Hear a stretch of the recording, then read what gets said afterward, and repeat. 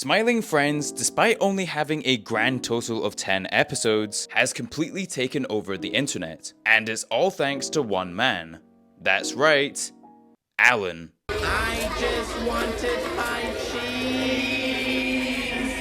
And I know that many of you right now may be thinking, no, it's Charlie or Pim or even the greatest character of all time, Smallmoo. It's Smallmoo! You voted and we listened! This cannot be undone! However, in this video, I will be explaining why Alan is in fact the greatest smiling friend. So please, grab a handful of cheese and enjoy. Many people think that Smiling Friends is all fun and games and full of adventures. However, Smiling Friends headquarters is actually a charity, and for this charity to be able to run effectively, someone has to do all of the accounting, stock check, and of course, making sure that this manic building runs correctly, which unfortunately for Alan, means that he is an incredibly busy man. Gleb, did you take a paper clip? I counted 74 last time and now there's only 73. And this is best seen in the pilot episode of Smiling Friends, Desmond's Big Day Out, as whilst Charlie and Pim are busy on their big adventure stopping Desmond from unaliving himself. Pim, did you want to show Desmond anything else, or we good? Alan is busy trying to find out who stole his piece of cheese, which starts off with him trapping what he believes is a mouse, and then chasing it into a hole in the Smiling Friends wall. I will get you. Nobody takes Alan's precious piece of cheese and gets away with it. And at this point, we see the true manic state of the Smiling Friends building, as Alan is harassed by a creature that was clearly looking at something inappropriate on the computer. By the way, for the record, you should probably knock or make yourself known next time you enter someone's place. Dude, I don't even think you should be in here to begin with. Yeah, not really your business though, is it? However, once Alan is able to walk away, he finally finds the culprit who stole his cheese. A cute little purple critter who surely wouldn't stab Alan in the finger with the same paperclip that was missing at the start of the episode. Right? Wrong! Ow, what the? Hey, come back here. And if this isn't bad enough for Alan, once he tries to bang on the Blibbly nest, millions of these small purple creatures come and crucify him in a similar style to how Jesus was crucified in the Bible. However, Alan gets a happy ending in this episode, as Charlie and Pim return from their mission with a still depressed Desmond, who realizes that destroying creatures is in fact his passion in life. That felt good. Allowing Alan to be freed from his crucifixion, and finally, after all this time, get his cheese back. Yes, and I got my cheese back. Nom.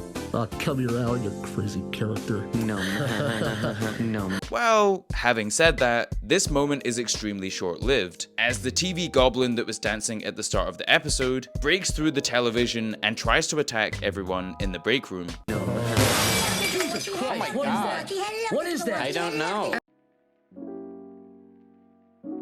Given how weird and wacky everything is in Smiling Friends, from the characters to the quests to the seemingly sporadic nature of the world itself, it takes a character that is normal to stand out. And Alan is that character. Pim, what are you eating? Oh, just a bowl of peanuts. Those aren't peanuts. That's my bowl of worms for my compost. Most of us, including myself, that have ever worked in an office environment would have definitely met an Alan or two, or possibly even are an Alan. In fact, Alan is essentially the audience's point of view in Smiling Friends, as he's not overly optimistic like Pim, nor is he pessimistic like Charlie, but rather, he's just Alan. Alan, are you affected by that? Whatever's supposed to be happening? I don't Are you really affected? care. I just want to find a tree. Okay, so in other words, he's not affected. And Alan is simply an effective worker trying to make the best out of his situation, as he is dealing with an incredibly dysfunctional work environment with a frighteningly manic boss. You should be able to find something. Wait! One more thing. Whatever you do, don't go beyond the rickety bridge. And this, in my view, has led to Alan becoming a fan favourite within the Smiling Friends community, as his relatability has spawned countless memes and even fan art, with many fans of Smiling Friends detailing how Alan encompasses the reality of the show, and that Alan allows for such wacky and outlandish concepts to be brought down to human level. How is that even fair? You're just button meshing, Gleb. There's no skill to that. And of course, the show's creators, Michael Cusack and Zach Hadel, who are incredibly tuned in with online culture as well as their own show, are also big fans of Alan themselves, stating that season 1 of Smiling Friends is written mostly for the main characters, Charlie and Pim, however that season 2 is going to feature the side characters far more often. And on the 1st of April, they stuck to their word, as Alan replaces Charlie in order to help Pim turn the life around of his childhood icon, Gwimbly. Oh my gosh, you're Gwimbly! I played your games as a little tadpole. I must have collected 1,000,000 cans of creamed corn in Gwimbly 3, Gwimbly's Revenge. And despite Alan having sprayed Gwimbly with dirty water at the beginning of the episode, he agrees to help Pim turn Gwimbly's life around. Although this is mostly so that Gwimbly will leave the Smiling Friends building forever. Wait, Pim, I'll help you fix this thing up so he can leave for good. My arm is getting tired from all the spraying. However, despite his newly found role as helper in the A-plot, Alan's approach isn't exactly like Pim's. You see, Pim, throughout the entirety of the Smiling Friends series, is always incredibly optimistic and caring towards all of his clients. I know right now things seem bleak, but I promise to you that by the end of this beautiful day, you will have a big, gorgeous smile on that handsome face of yours. Whereas Alan, in contrast, seems to genuinely dislike Gwimbly and just wants to find him a place to sleep so that he can be someone else's problem. Oh, that's beautiful. Can he sleep here? And this contrast leads to an incredible dynamic, where we see Alan and Pim working together as an unlikely partnership. Well, that is, aside from a brief casual lethal kick from Alan. See you now. What? She startled me. And eventually, this partnership of Alan and Pim are able to restore Gwimbly's former glory, with a little help from Charlie, who is in the right place at the right time with a psychotic villain, who at first was intent on torturing Charlie. However, when he sees the chicken nugget obsessed gaming CEO, he turns his attention elsewhere. Who's the fat, ugly nerd? What did you call me?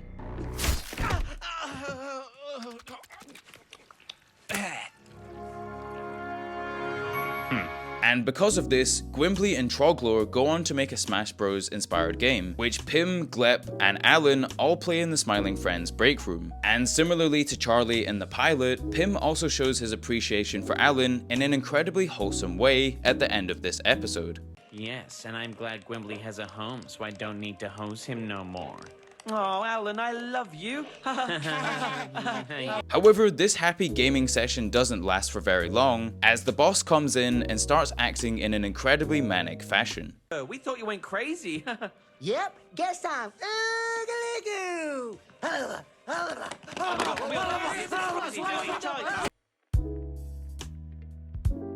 However, despite all of the weird and wacky things that Alan has been subjected to, including Pim shooting him in the eye in the Halloween episode, Okay, you actually hit it. Oh my god, Alan, I'm so sorry. Alan has still remained completely devoted to the Smiling Friends. Well, that is, apart from that one episode where Alan briefly works for the Frowning Friends. Gods, seize them! Alan? Gleb? They have a better 401k. Sorry. As Alan travels even as far as China to bury the century egg at the end of the Salties episode. Did we have to come all the way to China to do this? It's what the egg wanted, Alan. And also, Alan accompanies the boys to Brazil. However, due to the amount of stress his job carries, he gets Pim to book the hotel, which of course, doesn't exactly end well. Yeah, Pip, which one are we staying at? Is it super close by or is it like a taxi drive away? Can we walk? I don't know. Why are you asking me? And in my opinion, this episode is the perfect example of how much value Alan brings to the Smiling Friends, as without him, all of the glitz and glamour of the missions would mean absolutely nothing, if there wasn't a well-managed office to come back to. In fact, if Alan were in charge of booking the Brazil trip, all of the Smiling Friends would probably still be samba dancing to this day. And on top of this, Alan's sensibility actually adds a brilliant and realistic layer to the comedy in Smiling Friends. What are you hosing there, dude? This homeless man won't leave, so I'm spraying him with dirty brown water. Oh, and of course, how can we forget? Fat Alan. He needs some milk! And so, I think it's safe to say that Alan is a top tier character within Smiling Friends thus far. And I can't wait to see how he progresses as the side characters evolve throughout season 2. And I can't wait for the season 2 episode, An Allan Adventure. But of course, I want to know what you think. Am I wrong for calling Allan a top tier character within Smiling Friends? Do you love or hate Allan? Or are you simply just indifferent to him? Let me know in the comment section down below. And also let me know which Smiling Friends character you'd like me to cover next, as Michael Cusack and Zach Hadel have already introduced us to so many wonderful and brilliant characters. And until next time, stay safe, stay happy, stay Allan.